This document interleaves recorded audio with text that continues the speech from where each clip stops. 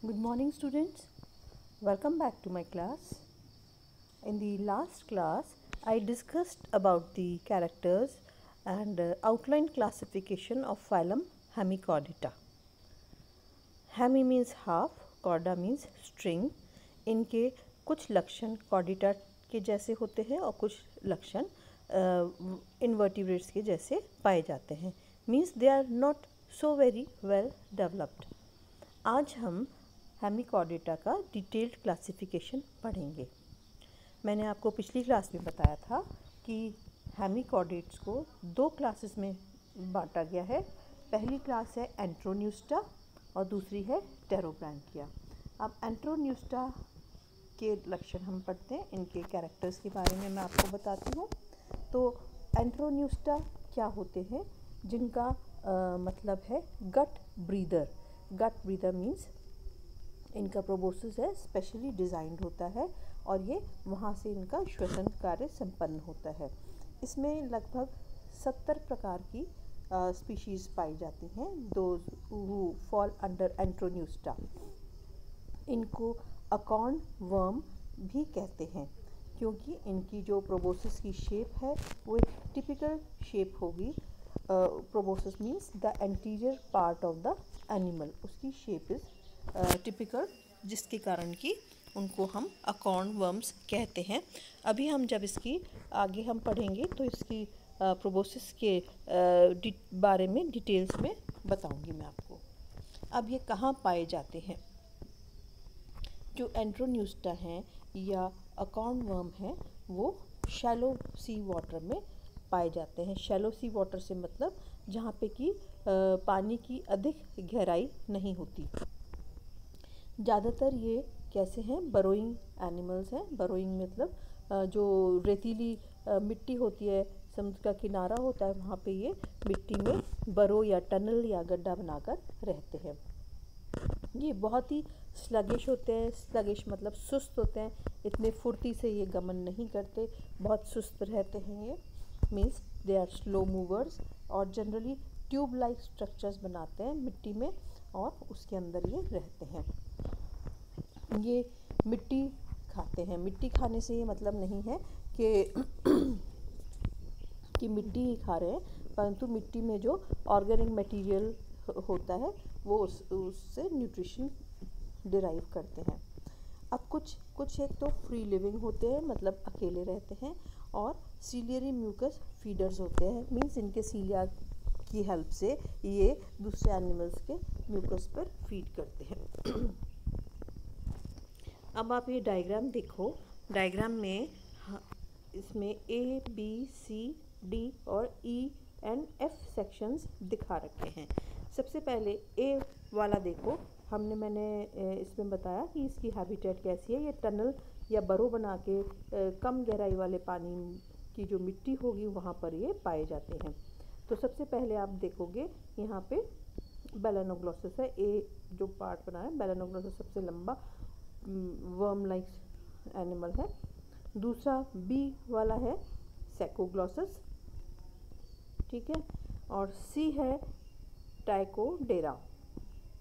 सबके आप देखो इनके बॉडी और ये कॉलर और प्रोबोसिस में अंतर है शेप में. D is शाइजोकार्डियम. शाइजोकार्डियम का कॉलर एंड प्रोबोसिस देखिए. ई है, ये हमको दिखा रहे हैं burrow arrangement and feeding position of Balanoglossus. मतलब कैसा कि ये यू शेप बरो बनाता है बेलेनोग्लोसस. एक तरफ से इसका एंट्री पॉइंट होता है, दूसरा से एग्जिट पॉइंट तो नहीं कहेंगे उसको. ये इस बरो से ये एंटर होता है और अपना प्रोबोसिस एक टनल में जो यू शेप स्ट्रक्चर जो है, तो एक किनारे से एक ओपनिंग से ये अपना प्रोबोसिस बाहर की तरफ निकाल लेता है फॉर वेंटिलेशन के लिए भी. और ये एक तरीके का फीडिंग टनल जैसे एक्ट करता है.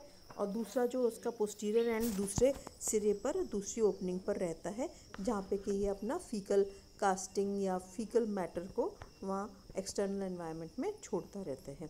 तो ये देखिए बेलेनोग्लोसस का हमने ए वाला डायग्राम देखो. उसमें टॉप में जो यू शेप स्ट्रक्चर ये बनाया है, it means it is living in a U shaped बरो. एक साइड से हम इसका प्रोबोसिस बाहर निकलते हुए देख रहा है, फिर कॉलर रीजन आ गया, फिर इसकी लॉन्ग ट्रंक रीजन है। ट्रंक रीजन में हमको शुरू में क्या मिल रहे हैं, गिल पोर्स दिखाई दे रहे हैं, जेनाइटल विंग्स हैं इसके, हेपेटिक सीका, हेपेटिक रीजन मतलब जो कि लिवर के जैसे एक्ट करेगा वो उसका हेपेटिक रीजन कहलाएगा।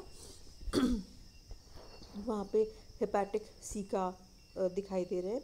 फिर वो पोस्टीरियर एंड पे इंटेस्टाइनल रीजन आएगा जो कि यू के अदर एंड पर जाकर ठहर जाएगा या वहाँ स्थित हो जाता है, जहाँ से कि इसका जो वेस्ट मैटर जो होता है इसको ये बाहर निकाल सकता है उस वाली ओपनिंग से। तो ये तो यू शेप स्ट्रक्चर में बेलेनोग्लॉसस रहते हैं, ट्यूब लाइक बरोइंग एनिमल्स हैं ये। तो हमने इनके बारे में पढ़ा। एंट्रोन्यूस्टा में आते हैं, इनको हम अकॉर्न वर्म्स की कहते हैं। इनका साइज़ 30 सेंटीमीटर के लगभग होता है या थोड़े से और लंबे हो सकते हैं। कई बेलेनोग्लॉसस की स्पीशीज़ जैसे बेलेनोग्लॉसस गिगास जो है उसकी लंबाई 2.5 मीटर के करीब भी होती है, बहुत ही लंबे वर्म्स होते हैं। अब ये कैसे हैं, इनमें मैंने बताया सीलियरी म्यूकस फीडर्स है, मीन्स इनका जो शरीर का आवरण है, बाहर जो आवरण है उस पर म्यूकस लाइनिंग है, जिसके कारण कि ये एनिमल की बॉडी स्लाइमी होती है। स्लाइमी मतलब फिसलनी होती है, क्योंकि इस पर म्यूकस का आवरण होता है जो मॉइस्ट और एनिमल की बॉडी को प्रोटेक्ट करके रखता है एल्गी एंड फंगस से, और फिसलना भी हो जाता है ये animal. They are very soft animals, बहुत ही सॉफ्ट नरम नरम इनका शारीरिक संरचना होगी और जल्दी से ये टूट भी जाता है। आपने वो देखा होगा अर्थवर्म, अर्थवर्म भी कैसा है, अर्थवर्म बहुत डेलिकेट है, जल्दी से उसको टूट भी जाता है वो। उसमें कोई भी एनिमल अगर पकड़ता है उसको तो उसको नुकसान पहुंचाता है, वो 2 भागों में भक्त भी हो जाता है, अपने आप से नहीं, मतलब टूट गया, चोट लग गई, उस तरह से ये इट इज़ वेरी फ्रेजाइल। और ये इनमें कुछ स्मेल भी आती है, जैसे आयोडोफॉर्म है उस तरह की इनमें स्मेल आती है। यहाँ पे हमने देखा था बेलेनोग्लॉसस में कि इसके गिल रीजन जो था, कॉलर रीजन के नीचे जो रीजन आ रहा था वहाँ पे फेरेंजियल गिल स्लिट्स पाई जाती हैं। इसके ट्रंक रीजन के एंटीरियर एंड पर ये पाई जाती है एक रो। और एलिमेंट्री कैनाल कैसी है, इसकी स्ट्रेट है, सिंपल एलिमेंट्री कैनाल है, क्योंकि ये मिट्टी में रेतीले जगह में पाया जाता है तो एक्वेटिक, पर जहाँ कम गहराई वाला पानी है उसकी जो रेतीली मिट्टी है, पानी भी रहता है उसमें, तो वहाँ पर ये बरो बना के रहता है। इसकी एलिमेंट्री कैनाल स्ट्रेट होती है। ये डायोशियस होते हैं, और dioecious means 2, means both the sexes are present in the same this thing animal. Gonads कहाँ पाए जाते हैं, गोनेड्स ट्रंक के सीलोम में just behind the gill slits वो पाए जाते हैं। अब इनके एग्जाम्पल्स कौन कौन से हैं एंट्रोन्यूस्टा के, एंट्रोन्यूस्टा के एग्जाम्पल्स है बेलेनोग्लॉसस, सैकोग्लॉसस, प्रोटोग्लॉसस, प्लानेटोस्फेरा एंड टाइकोडेरा। तो आप इन सब के एग्जाम्पल्स को याद करके रखना, जिससे कि कभी प्रैक्टिकल में या स्पेसिमेन में या स्पॉटिंग के टाइम में जब पूछा जाए तो आपको इनके एग्जाम्पल्स पता ही होंगे, तो आप फटाफट आप लिख दोगे कि this belongs to phylum Hemichordata, class is Enteropneusta, और एंट्रोन्यूस्टा के कैरेक्टर्स आपको पता ही हैं सारे, तो you can write down the characters of Antroneusta class and phylum Hemichordata class, and then you can easily draw the diagram of Belanoglossus, and then this will complete your the specimen spotting thing. So now we come to the next class, that is Pterobranchia. Pterobranchia कैसे होते हैं, मतलब Pterobranchia मतलब winged gills वाले animals होंगे। इनमें 3 genre होती हैं और 15 स्पीशीज़ पाई जाती हैं। अब ये क्या है, दे आर कॉलोनियल, इनकी हैबिटेट कैसे कॉलोनियल है, मतलब हैबिट कैसी है इनकी, कॉलोनियल है होते हैं कुछ, मीन्स समूह में रहना पसंद करते हैं, और सेडेंट्री होते हैं। सेडेंट्री मतलब they don't move at all. Enteropneusta they were sluggish, बहुत स्लो मूवमेंट करते थे, परंतु टेरोब्रैंकिया कैसे है, सेडेंट्री है, they don't show any movement, एक ही जगह स्थित रहते हैं। एंड ट्यूबिकोलस, जैसा कि नाम से पता पड़ रहा है, ये ट्यूब लाइक वर्म्स हैं, लॉन्ग स्लेंडर वर्म्स होंगे।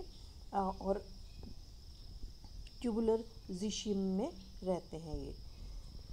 अब इनका मैंने शुरू में बताया था, इनका proboscis collar and trunk region में बॉडी डिवाइडेड है। तो अब कॉलर रीजन कैसा होगा? कॉलर रीजन में 2 कर्व्ड हॉलो आर्म्स होंगे, जो कि जहाँ पे कि सीलिएटेड एंड हॉलो टेंटिकल्स पाए जाते हैं। अब प्रोबोसिस कैसा होगा? प्रोबोसिस एंटीरियर एंड होता है एनिमल का। प्रोबोसिस कैसा होता है? फ्लैटेंड शील्ड जैसा स्ट्रक्चर होता है and secretes the tube. Proboscis के पीछे tubular region of the animal follow करता है। एलिमेंट्री कैनाल यू शेप होती है, इसका मतलब ये यू शेप टनल में ही रहेगा और सेडेंट्री है, लोकोमोशन नहीं करता। एलिमेंट्री कैनाल यू शेप होती है। एनस डॉर्सल सरफेस पे होता है, डॉर्सल साइड में होता है, इसलिए ये यू शेप में रहेगा। तो माउथ के बहुत ही पास ये स्थित हो जाता है एनस आके। अब इन ये एंटेरोब्रैंकिया में कई बार गिल स्लिट्स पाए जाते हैं, कई बार कुछ टेरोब्रैंकिया में फेरेंजियल गिल स्लिट्स नहीं भी पाए जाते। डायोशियस होता है, एंट्रोन्यूस्टा जैसे ये भी डायोशियस होता है। और इनमें क्या होगा? Development includes a ciliated larva, means जब ये जाइगोट होगा, zygote directly it does not develop into the animal, परंतु इनमें एक इंटरमीडिएट सीलिएटेड लार्वा प्रेजेंट होता है, जो कि टोर्नेरिया लार्वा से डिफरेंट होता है। अब क्लास टेरोब्रैंकिया है जो 2 ऑर्डर्स में फर्दर डिवाइड करी गई है। अब 2 ऑर्डर्स कौन कौन से हो गए? रैप्डोप्लूरिडा एंड सिफेलोडिस्किडा। अब हम फर्स्ट वाला ऑर्डर जो है, ऑर्डर रैप्डोप्लूरिडा के कैरेक्टर्स पढ़ते हैं। ये कैसे हेमिकॉर्डेट्स हैं? कॉलोनियल हैं, मतलब समूह में रहने वाले हैं। ट्यूबुलर ज़िशियम सिक्रीट हो जाता है एपिडर्मिस से, और ये दूसरे अपने जो समूह में दूसरे एनिमल्स मीन्स इन्हीं की जो प्रजाति जो रह रही है, समूह में रह रहे हैं, तो उनसे ये मीन्स ब्रांचिंग हो रही है, तो इस स्टोलन के द्वारा ये अपने ही समूह से कनेक्टेड रहते हैं आपस में। इनके 2 टेंटेकुलर आर्म्स होते हैं, गिल स्लिट्स प्रेजेंट नहीं होते, सिंगल गोनाड होता है, ठीक है। और इसका एग्जाम्पल क्या है? रैप्डोप्लूरा। रैप्डोप्लूरिडा ऑर्डर में केवल यही जीनस प्रेजेंट है, दैट इज रैप्डोप्लूरा। दूसरा ऑर्डर है सिफेलोडिस्किडा या सिफेलोडिस्का। तो सिफेलोडिस्का कैसे होंगे? सिफेलोडिस्का ये एग्रीगेशन में रहते हैं। एक कॉमन ज़िशियल मास होता है, मास मीन्स मतलब इकट्ठा वो रहते हैं, अपने सिक्रीशंस रिलीज़ करेंगे, उसमें सारे समूह में या एग्रीगेशन या झुंड में रहते हैं, but without living stolon connected with the members of और एग्रीगेशन। मतलब ये झुंड में रहेंगे, सिक्रीशन रिलीज़ कर लेते हैं, और काफ़ी सारे ये जो कीट हैं, सॉरी नॉट द कीट, ये वर्म्स जो है, ये बहुत सिक्रीशन होएगा और उसमें बहुत सारे झुंड में मिलते हैं, परंतु ये आपस में एक दूसरे से स्टोलन से कनेक्टेड नहीं होते। जैसे कि हमने पहले वाले उनमें पढ़ा कि वो स्टोलन से कनेक्टेड है, मीन्स ब्रांचिंग है और स्टोलन से कनेक्टेड हो रहे हैं वो एक दूसरे से। पर यहाँ पे हम देख रहे हैं वो झुंड में तो रह रहे हैं, but they are independent, they are not connected by the stolon. इनमें 4 से 9 पेयर तक टेंटिकुलर आर्म्स प्रेजेंट होते हैं और केवल 1 pair of gill slit present होता है। यहाँ पर सिफेलोडिस्का में only 1 pair of gonads is seen. अब इसके एग्जाम्पल क्या क्या हैं? सिफेलोडिस्कस एंड आटुबेरिया। तो आज हमने हेमिकॉर्डिटा की डिटेल्ड क्लासिफिकेशन पढ़ी। हमने देखा कि Hemichordata phylum is divided into 2 classes, Antroneusta and Pterobrachia। Enteropneusta का एग्जाम्पल हमने पढ़ा कि एकॉर्न वर्म्स हैं, they are known as acorn worms, and उसका एग्जाम्पल है बेलेनोग्लोसस, जिसके कि हम हमारे कोर्स में उसका डिटेल्ड स्टडी भी है। तो हम बेलेनोग्लोसस के बारे में पूरा डिटेल में लाइफ साइकिल एंड स्ट्रक्चर या मॉर्फोलॉजी पढ़ेंगे। और दूसरा टेरोब्रैंकिया था। टेरोब्रैंकिया में हमने देखा वो it was further divided into 2 orders, Rhabdopleurida and Cephalodiscida. तो अब मैंने इनके भी कैरेक्टर्स आपको बता दिए। तो अब आप लोगों को फाइलम हेमिकॉर्डेटा के क्लासिफिकेशन और जनरल कैरेक्टर्स आपको अच्छे से पता पड़ गए होंगे। इनकी मैंने डिटेल में क्लासिफिकेशन भी पढ़ा दी। अब नेक्स्ट क्लास में हम बैलेनोग्लॉसस की मॉर्फोलॉजी एंड डिटेल्ड स्ट्रक्चर्स हम इसके और डिटेल्ड लाइफ साइकिल के बारे में हम पढ़ेंगे। तो आज ही क्लास हम यहीं समाप्त करते हैं। अगली क्लास में हम जल्दी ही मिलेंगे और मैं जो PDF शेयर करूँगी आप इसको पढ़िए, अच्छे से पढ़िए, हर एक टर्म को ध्यान में रखते हुए पढ़ें। और जो मैंने डायग्राम शेयर किया है उसके बारे में ज़रूर देखें आप कि वो कैसे वो यूट्यूब चैनल में या बरों में रह रहा है, टनल में, और उसका प्रोबोसिस कैसे निकला रहता है बाहर, और ब्रीदिंग भी होती है, वेंटिलेशन होता है उसके बरों में उसके कारण। तो इन सब के बारे में आप स्टडी करो, अच्छे से लर्न कर लो। बहुत अच्छा है, ये छोटा सा ही है, ज़्यादा डिटेल्स ज़्यादा बड़ा नहीं है ये वाला हेमिकॉर्डेटा वाला सेक्शन। तो इसके बारे में पढ़ना। और अगली क्लास में हम we will meet again with the life cycle and structure of Balanoglossus. Till then, I finish off the class. Okay then, bye.